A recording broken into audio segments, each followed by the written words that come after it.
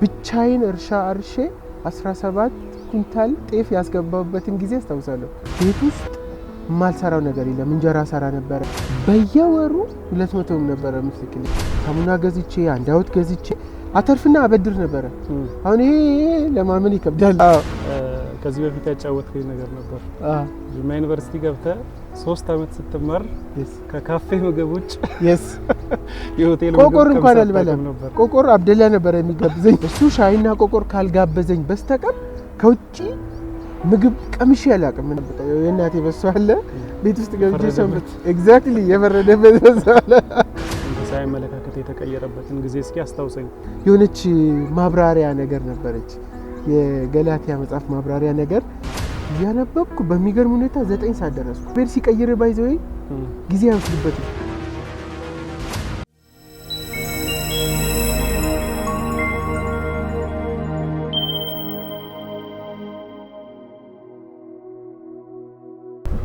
ሰላም እንኳን በድጋሚ ወደ ኢንሳይት ዊዝ ቦኒ ቻናል ደህና መጣችሁ። ወንድሜ ከቢኒ ጋር ዛሬ የህይወት አንድ የግል የመንፈሳዊ ምስክርነት እና እንዲሁም ደግሞ የግል የህይወት ታሪክ ላጫውታችሁ ላወራችሁ ነው ያሰብኩትኝ። ቢኒ ከኔ ጋር ይገኛል። ቢኒ እንኳን ደህና መጣ። እንኳን ደህና ቆየኸኝ። ስለጠራኸኝ አመሰግናለሁ። ኢንሳይት ዊዝ ቦኒ ቻናልንም ስለጀመርክ እንኳን ደስ አለ ልልህ ፈልጋለሁ። ዛሬ ደግሞ ላይፍ ኤክስፒሪየንስን ሼር ልታረገን ልታካፈለን ፍቃድ ስለሆነ እናመሰግናለን። እስኪ ህይወትን አቅጣጫ ወደ ቀየረውና ይሄንን ቻናል እንዲወለድ ወዳደረገው ጉዳይ በቀጥታ ከመግባታችን በፊት እስኪ ስለ ልጅነት፣ ስለ አስተዳደግ፣ ስለ ቤተሰቦች፣ ስለ ትውልድ ቦታ እስኪ በአጠቃላይ ስለ ልጅነት ትንሽ አጫውተን። በጣም ጥሩ ቢኒ አመሰግናለሁ። ባጭሩ አስተዳደጌ የት እንዳደግኩኝና ስለ መንፈሳዊ ጉዞዬም ለማንሳት ያክል እንግዲህ እኔ ተወልጄ ያደግኩትኝ በደሌ ከተማ ውስጥ ነው። የተማርኩትም እዛው ነው ከ1 እስከ 12 ማለት ነው። ከ1 እስከ 10 ኦሬዲ ኖርማል ማንኛውም ሰው የሚያሳልፈውን ህይወት አይነት ነው ያሳለፍኩት። ቤተሰቦች ክርስቲያን ናቸው። ቤት ውስጥ የመንፈሳዊ አንዳንድ መንፈሳዊ እንቅስቃሴዎችንና ልምምዶችን እያየው ነው ያደግኩት ማለት ነው። ነገር ግን ለየት ያለ የህይወት ቻሌንጅ ግን ወደ 10ኛ ክፍል ሲደርስ ግን አንድ ትልቅ በህይወቴ ላይ የማይረሳ አሻራ የጣለ ክስተት አጋጥሞኝ ነበር። እሱ ምንድነው? የምወደው አባቴ ያው የመጀመሪያ ልጁ ነኝ እና 10ኛ ክፍል እያለሁ በሆነ አጋጣሚ አንድ የሙሉ ወንጌል አገልጋይ መጥቶ በሆነ ጧት እየጸለየልን ወደ ጌታ እንደሚሰበሰብ ነገረን ማለት ነው። አስተማሪ ነው አባቴና ጧት ተነስቶ የሌሰን ፕላን ምናምን የሚባል የአስተማሪዎች ዶክመንት አለ። እሱን አዘጋጅቶ ይዞ ሊሄድ ጧት ቡና እየጠጣ ካሳውን ይባላልና መጣ። ከዛ በኋላ ትንሽ እንደጸለየ አባቴ በለጠ ይባላልና በሌ እግዚአብሔር ካንተና ከወንድም ውስጥ አንድ ሰው መሰብሰብ ይፈልጋል አለው። ደነገጥኩኝ እኔ በጣም ነው። በቃ በሰዓቱ ደግሞ 10ኛ ክፍል ተፈትኜ ጥሩ ነጥብ አምጥቼ ነበርና አባቴም በጣም ደስ ብሎት ነበረ። በጣም ደስ ስላለውም በጣም ብዙ ነገር ተስፋ እየሰጠኝ የነበረበት ሰዓት ነው። ከሱ በፊት በቃ ኦሬዲ እንደማንኛውም ተማሪ ነው የምማረው፣ አነባለሁ፣ ኦሬዲ አልፋለሁ ብለብላይ ነው።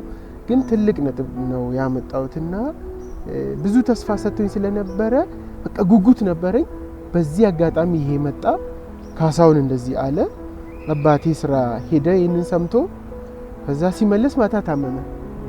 በጣም በሚገርም ሁኔታ በሳምንቱ አባቴ አረፈ። ከዛ አባቴ እንዳረፈ በቃ እናቴ ስራ የላትም፣ የቤት እመቤት ናት።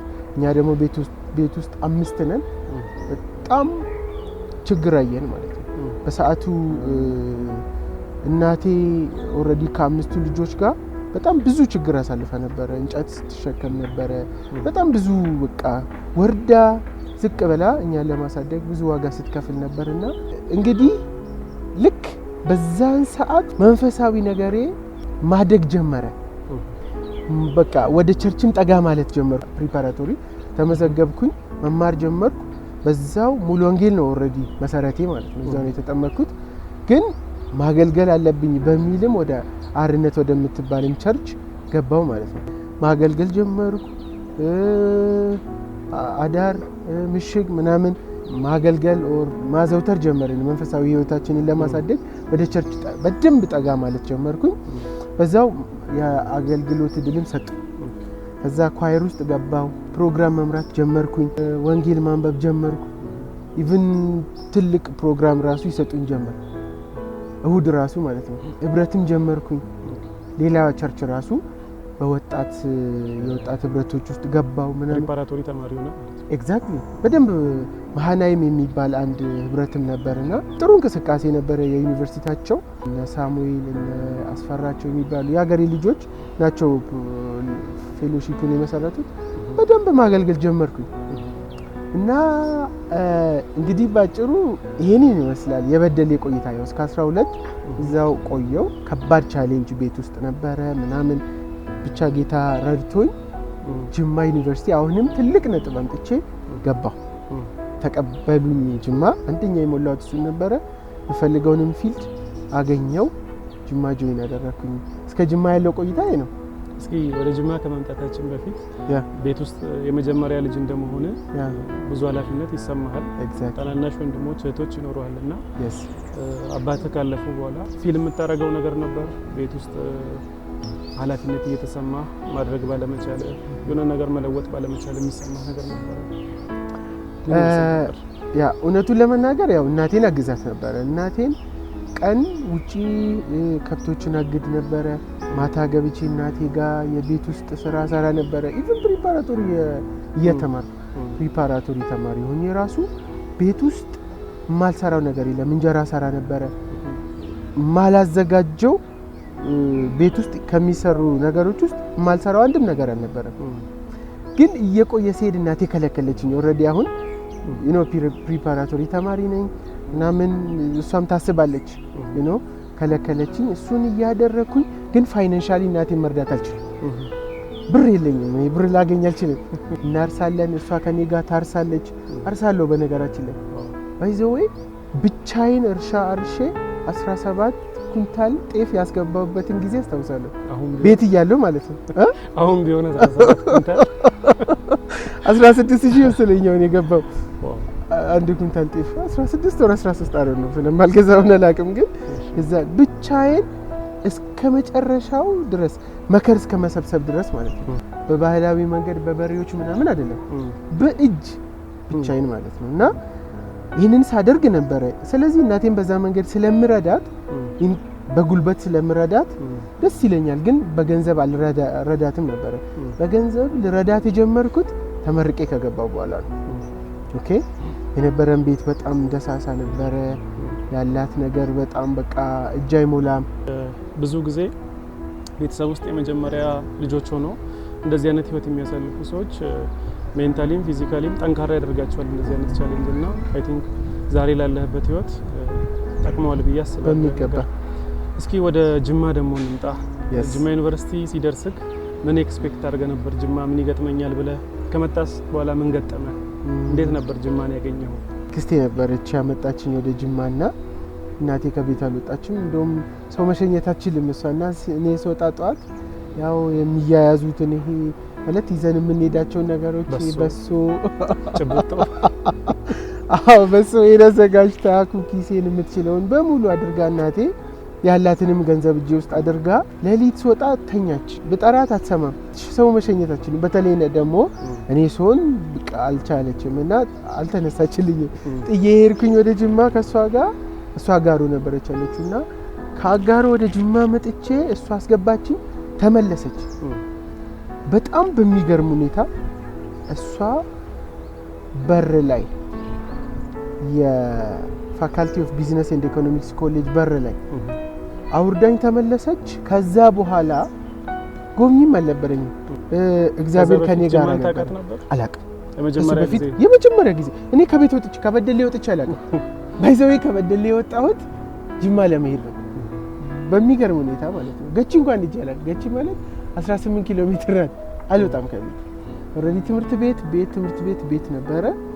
ጅማ ሄድኩኝ ልክ እሷ ተመለሰች ከዛ ሞሜንት ጀምሮ ፌሎሺፕ ጆይን ኦሬዲ ትምርቱ ተጀመረ ምፈልገውን ፊልድ ያገኘው ጌታ ረዳኝ ሌላ ቀጣይ ምንድነው ያደረኩት ፌሎሺፕ ህብረት ጆይን አደረኩ ፌሎሺፕ ጆይን ያደረኩ መሰለ ፎከስ ሚኒስትሪ የሚባል የቤተል መካነ ኢየሱስ ግንጆ ጉድሩ ብራንች ላይ አንድ ቸርች አለ እዛና እዛ ቸርች ውስጥ የተመሰረተ ፌሎሺፕ አለና እዛ ማገልገል ጀመርኩ ማለዳ ጀመርኩ ማለዳ ጸሎት 11 ሰዓት ላይ በሰዓቱ ደግሞ ጅማ አካባቢ የኩሎ ሰዎች ሰው ያውጉ ነበር ታቅ እንደሆነ አንተ እንኳን ከኔ በኋላ ስለወግላት ታቅ ይችላል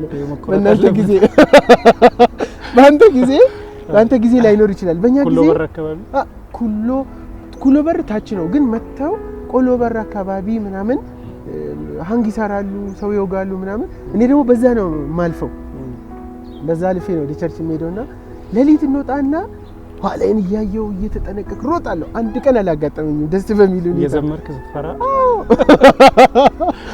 ሮጬ ሂጄ ገባለሁ ወደ እግዚአብሔር በደንብ ጠጋብዬ እየኖርኩ ነበር ያገለገልኩም ኦሬዲ ያገልግሎት በረም ተከፈተልኝ እዛው ፎከስ ተመስርቷል ከእንደገና ቀጠልኩ ማለት ነው ከጌታ ጋር ኦኬ እንግዲህ ብዙ ተማሪዎች ወደ ግቢ ሲመጡ ከቤተሰብ ተለይቶ ለመጀመሪያ ጊዜ የሚኖሩበት ነውና ከቤተሰብ ተለይቶ የራሳቸውን ህይወት የሚመሩበት የመጀመሪያ ኤክስፒሪየንሳቸው ነውና አንዳንድ ልጆች መንፈሳዊ ነገር ላይ ጠንካራ ይሆናሉ ይመጡና የፌሎን ህብረት ሲያገኙ ብዙ ክርስቲያን ወንድሞችን ዶርም ውስጥ ሲያገኙ ክላስሜት ሆነው ሲያገኙአቸው ጠንካራ መንፈሳዊ ህይወት ይኖራቸዋል አንዳንዶቹ ደግሞ ጥሩ መንፈሳዊ ህይወት የነበራቸው ልጆች ወደ ዩኒቨርሲቲ ሲመጡ አንዳንድ ነገር ይጀምራሉ በሱስ ህይወታቸው ይበላሻል ትምርታቸው ይበላሻልና ብዙ አይነት ነገር ውስጥ ይገባል አንተን ከመንፈሳዊ ነገር አንፃር ምን ገጠመህ ጅማ ስትመጣ ምን የተለየ ነገር አገኘ መንፈሳዊ ህይወቴ በጣም ጠንካራ ነው እንግዲህ እኔ የሆነ ትልቅ መጽሐፍ አለኝ አፋን ኦሮሞ መጽሐፍ እሱን ይዤ ወደዛ ነው እንደነገርኩ ጧት እዛ ሄዳለሁ ማታ እዛ ሄዳለሁ ካፌን ሰቅዬ እዛ ነው የምቆየው ለሊት ካፌ ሰቅዬ ከሄድኩኝ 3 ሰዓት ነው የምወጣው በጣም ጥሩ ነበርና የኔ እዛም በርግጥ እንዳልከው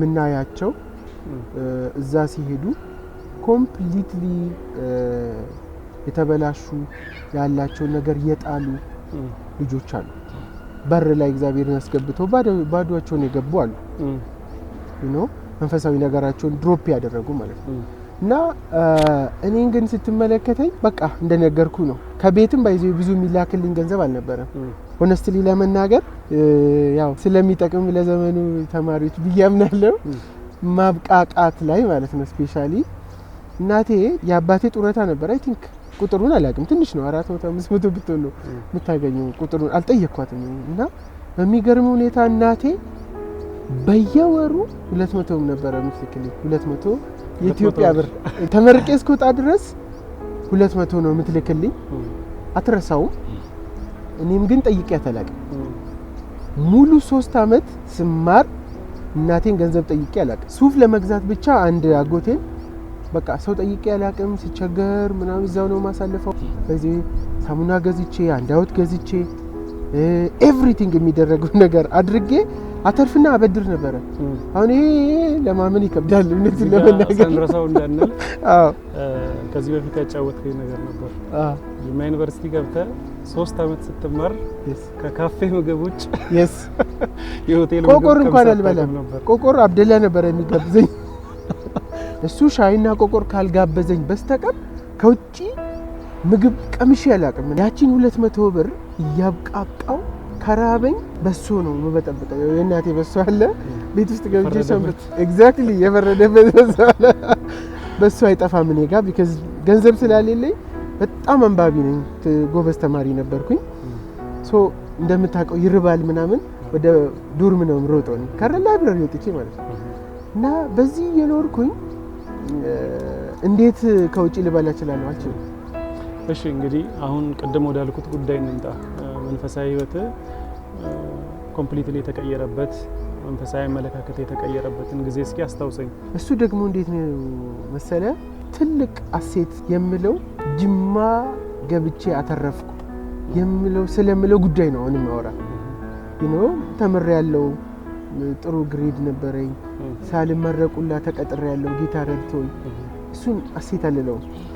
ያጋጠመኝ ሌላ በጣም በሚገርም ሁኔታ ራዲካሊ እንድቀየር ያደረገኝ አንድ ክስተት የሆነ ቦታ የሆነ አስተማሪ ያለ ወጣት አስተማሪ ነበርና እሱ ጋር እንሂድ ይሉኛል። እሱ አስተማሪ እኔ ስለሱ ጥሩ አመለካከት አልነበረኝም። እንግዲህ መነሻው ነው ምነግርህ እንዴት ወደዚህ በጣም በሚገርም ሁኔታ ህይወቴን ስለቀየረው አጋጣሚ የት አንድ እንደዚህ እኔ እኮ እሱን አውቀዋለሁ እና ቤተክርስቲያን እኮ ደብዳቤ ማስታወቂያ ሲነበብ ሰምቻለሁ ስለሱ አትሂዱ ተብለዋል።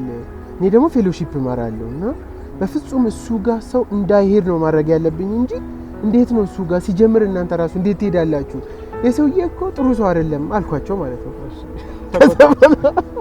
ከዛ በኋላ አይ አሉኝ ግድ የለም ታዲያ ምን ችግር አለው አይተህ ትመለሳለህ አንዴ ብቻ አሉ።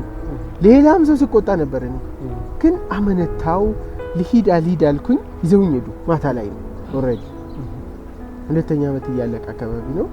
ሄድኩኝ ገባው። ስገባ ተማሪ ዝጭ ብሎላል። ከዛ መሀል ገብቼ ቁጭ ብዬ ምን ልክ ፕሮግራሙ እንዳለቀ ልጆቹን ነው እንዲደርኩኝና ምን አይነት ሰውዬ ነው አልኳቸው። እንዴት እንደዚህ ይላል አልኩኝ።